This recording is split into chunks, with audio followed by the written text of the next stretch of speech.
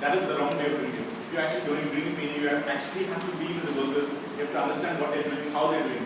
And that's when I started going to different farms. I go to about 20, 25 different farms every year. People are calling me up saying, can you come and see my farm, can you help us improve?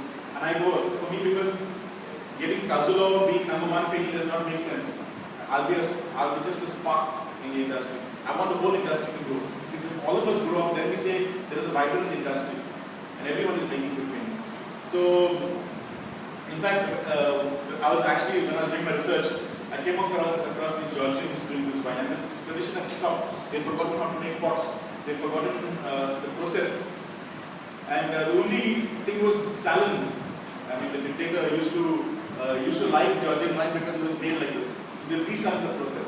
So that is where I have just recently ordered 50 pots from Kanapur, because in Goa nobody is making the pots. There's a person in Kanapur who is making these pots.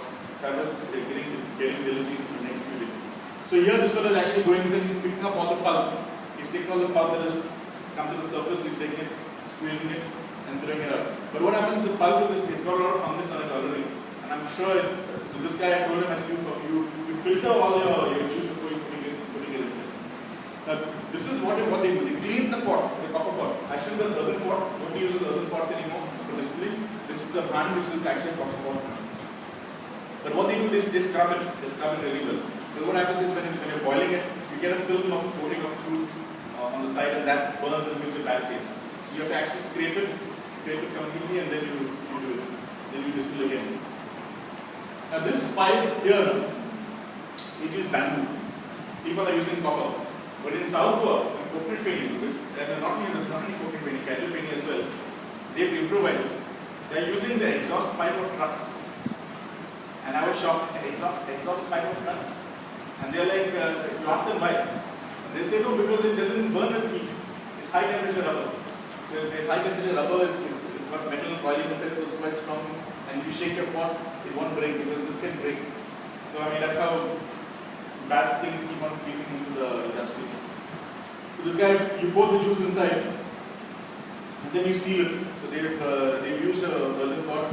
They tell you that they've used only clay from the ankles, but I think clay from ankles is because it's full of clay minerals, and you basically seal it. You seal it, bring firewood, and this is like a huge distillery. He's got about 1, 2, 3, 4, 5, 6. He's actually got 9. He's got 9. So this is a huge operation. This is like as industrialized as we can get. And by looking at the flame, you know this is the first distillation. The flame is quite hot, it's burning. They use big pieces of log. The second distillation is using only coals.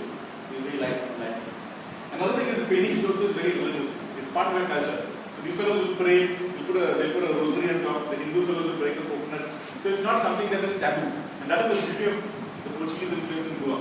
Alcohol wasn't taboo. You can, we run a liquor store in Marga as well.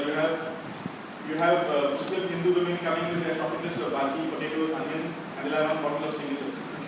It's totally fine. So here also they have religion part of the party. It's not considered taboo, it's considered a way of life. This I quite like, this one had cashew nuts. This is a normal size of cashew nut, but look at this size, how big it was. These are really big cashew nuts. So what they do is, with the cashew nut, just a little, they soak them in water. The one that float are basically discarded, are not so good. The one that sink are actually good cashew nuts. And this is part of the nursing.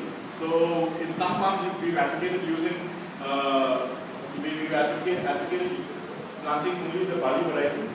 It's a double cash crop, you get a big fruit and a nut. Whereas the Bengal variety is giving you a slender fruit and it's not a juicy fruit. It is a little spongy.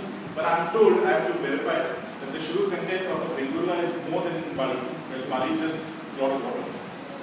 I got to check that out. So these are, they grow nursery and we